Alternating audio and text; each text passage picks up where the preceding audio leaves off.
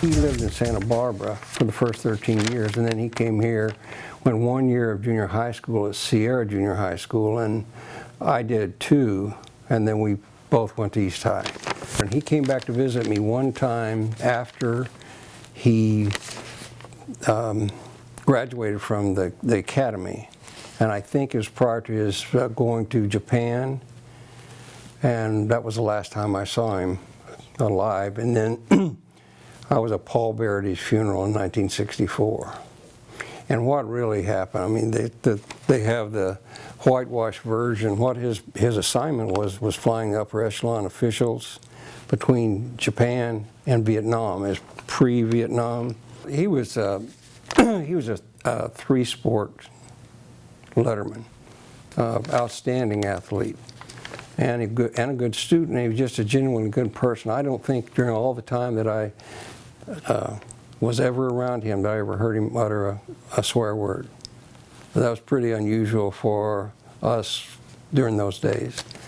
And there was just something about him. He was a special person. It was a brief military career, but outstanding.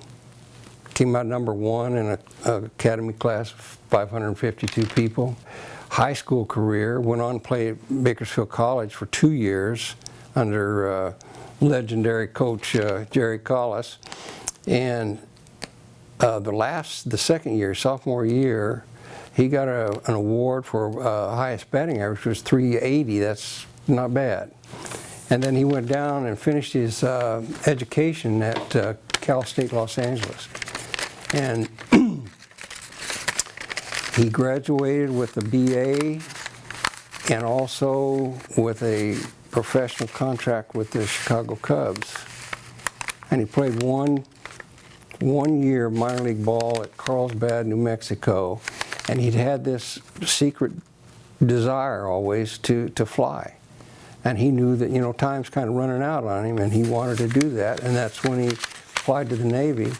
The Chicago Cubs, in fact, he continued his career, in the military playing baseball. They have a pretty good program there. And the Cubs actually contacted him in early 64, and wanted to make sure that he knew the option was there to continue with the Cubs once his obligation to the military was complete. They wanted to bring him back into the Cubs organization. In October of that year, that's when he died in the crash. He was what you would want in a teammate, somebody that's unselfish, somebody that gives you 100% all the time, and very supportive of you, and he's always there with you. I know in football, I was a defensive end and he was a defensive back, and I always liked the fact that I knew he was back there. He wasn't very boisterous. He liked to have fun, laugh, but he's relatively quiet. He was quiet. And like I say, I had also had an opportunity to meet with his family and get to know his family through high school. And it was real clear why he turned out the way that he did, because I've never been in a home where there's any more love and compassion, respect, and have a model parents, his father and mother, and all the love and respect that they showed each other. It was evident, and that had a lot to do with the way he turned out. I know when he came home, when that last time we were talking, before he was shipped overseas, he was in their boxing program there at the academy. And he was telling me about his 7-0 record.